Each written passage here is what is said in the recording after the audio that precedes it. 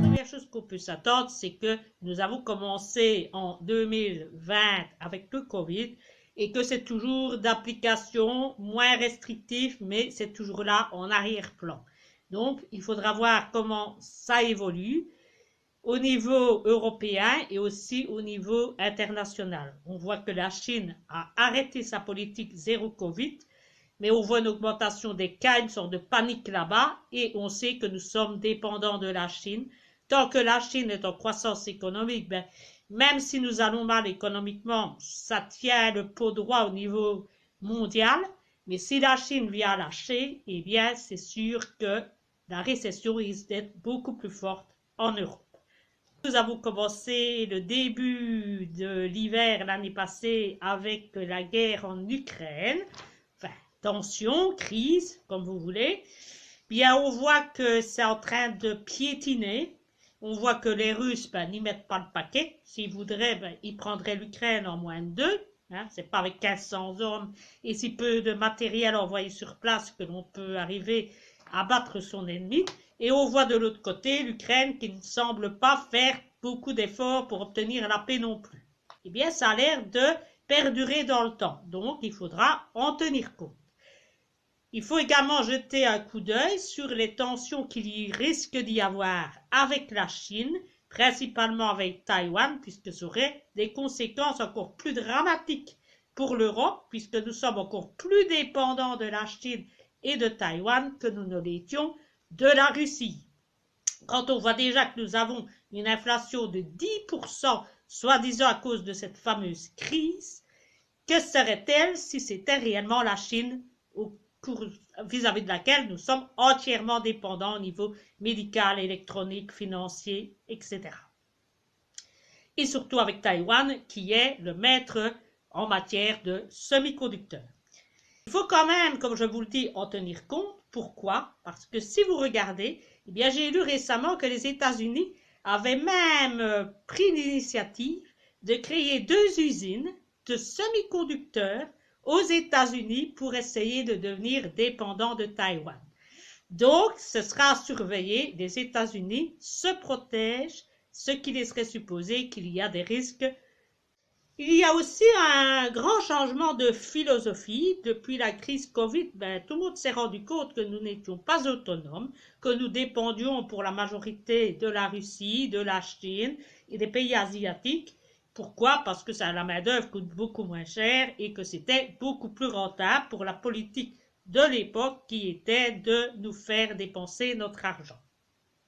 Du coup, on a une politique inverse maintenant qui est une politique de nationalisation, de protectionnisme, qui dit qu'on doit subvenir à nos besoins par nous-mêmes et devenir autonome par rapport aux autres États du monde.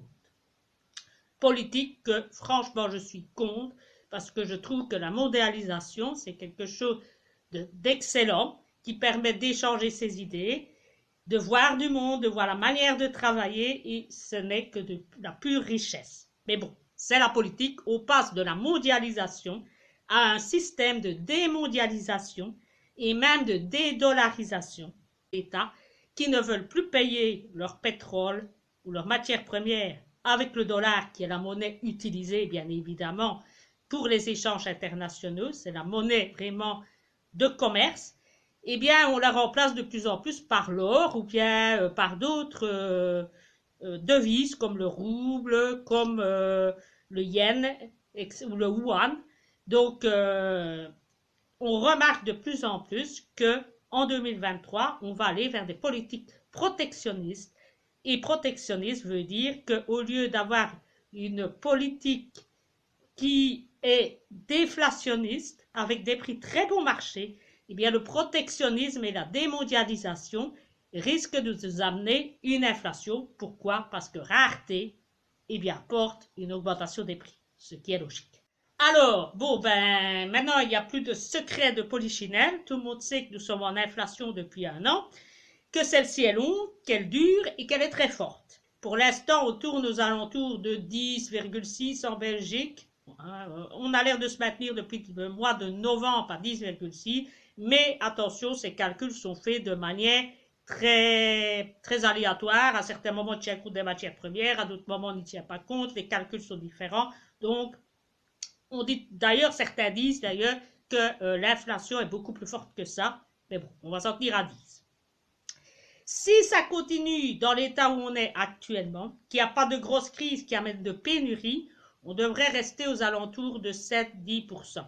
Par contre, s'il y a un élément supplémentaire qui vient s'ajouter, comme par exemple une crise avec la Chine, où des produits deviennent encore plus rares dans d'autres domaines, eh bien là, l'inflation pourra aller jusqu'à 17, 20, voire 30%, comme certains pays d'Amérique latine.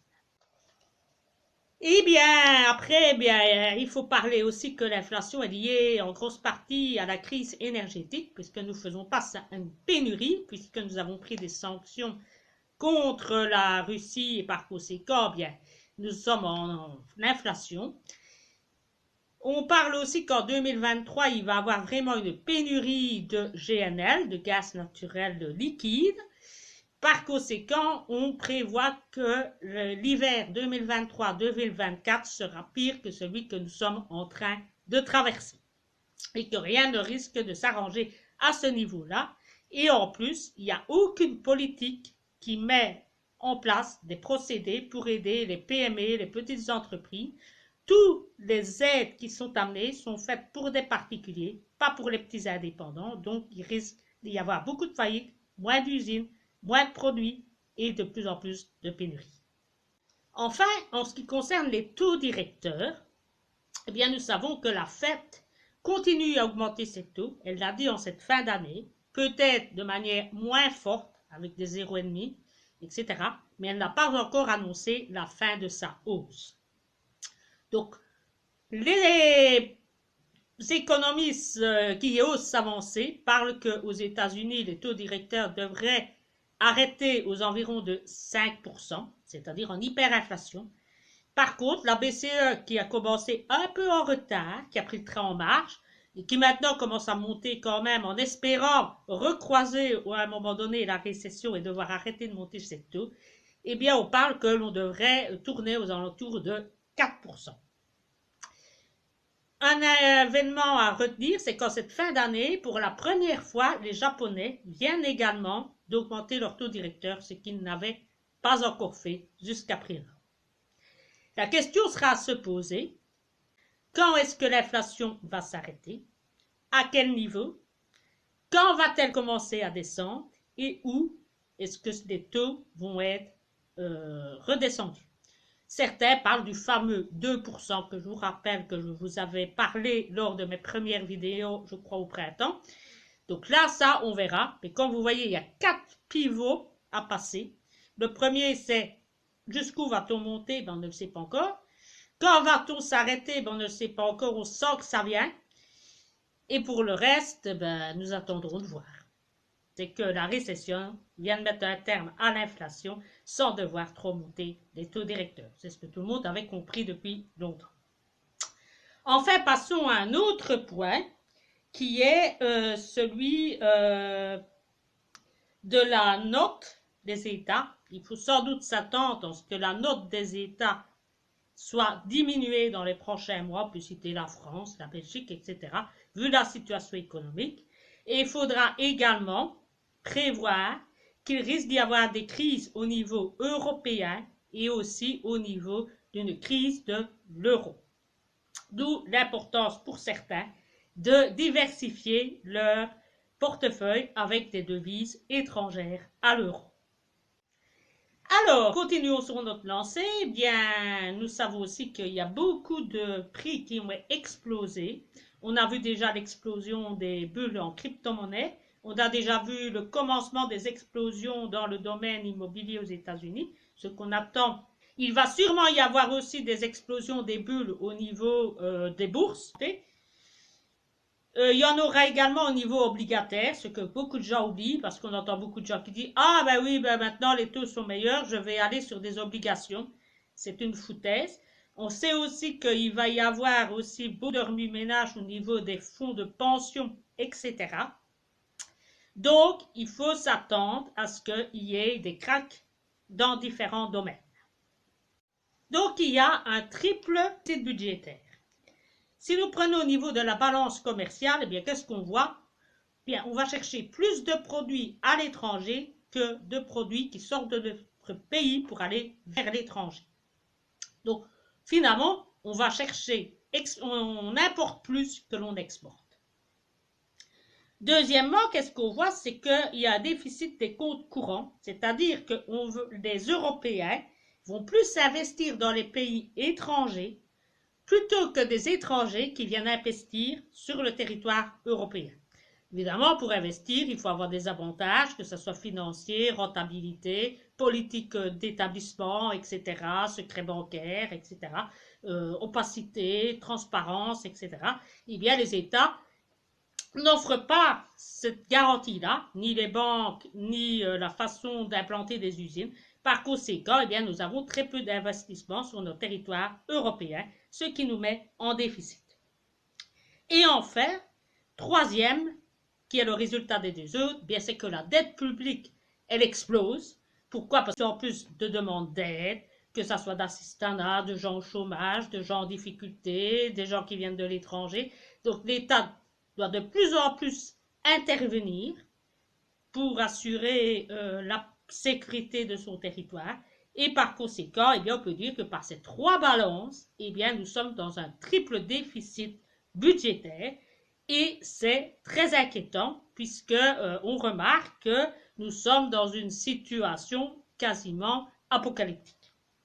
Donc, il faudra faire attention que les États ne tombent pas en faillite. Il risque d'y avoir des mouvements sociaux, des grèves, des manifestations, etc. On ne sait jamais jusqu'où ça peut déborder. On peut aussi avoir des chutes de gouvernement, etc., des renversements, avec violence ou sans violence. Ça, le destin nous l'apprendra, mais il faut aussi savoir que ça peut arriver.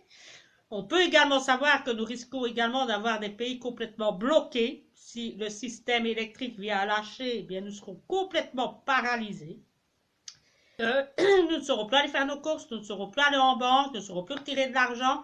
Toute l'économie sera à l'arrêt. Donc, c'est improbable, mais ça n'est pas impossible. Tout est possible à notre époque. Quant au marché des matières précieuses, eh bien, elles ont tenu leurs promesses.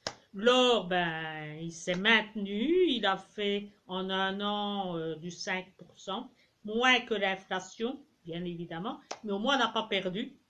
Comparé aux autres secteurs d'investissement, ben, c'est bien. Déjà, quand on ne perd pas d'argent, pour le moment, on est content. Donc, l'or joue bien son rôle de valeur refuge. Moi, je considère l'or un peu comme une assurance qui garantit un peu les pertes que vous avez dans d'autres secteurs. D'autres sont des investisseurs et qui essayent de tirer profit de l'or. Ça, c'est encore une autre vision des matières précieuses. Mais bon, pour ceux qui prennent de l'or pour garantir patrimoine, oui, l'or a tenu son rôle cette année. On a eu de très grandes surprises. L'argent qui a explosé en cette fin d'année, qui est descendu très bas à des 16 $ et qui maintenant remonte vers 23, 24 à certains moments, et qui s'est bien repris. On a vu aussi le platine et le palladium s'effondrer fortement et puis remonter un peu en fin d'année. Quant aux matières premières comme le pétrole, eh bien, il a monté, comme vous le savez tous, à 120 $. Il est redescendu vers les 70, donc beaucoup plus bas qu'au début de l'année, mais quand même beaucoup plus haut qu'avant la période Covid.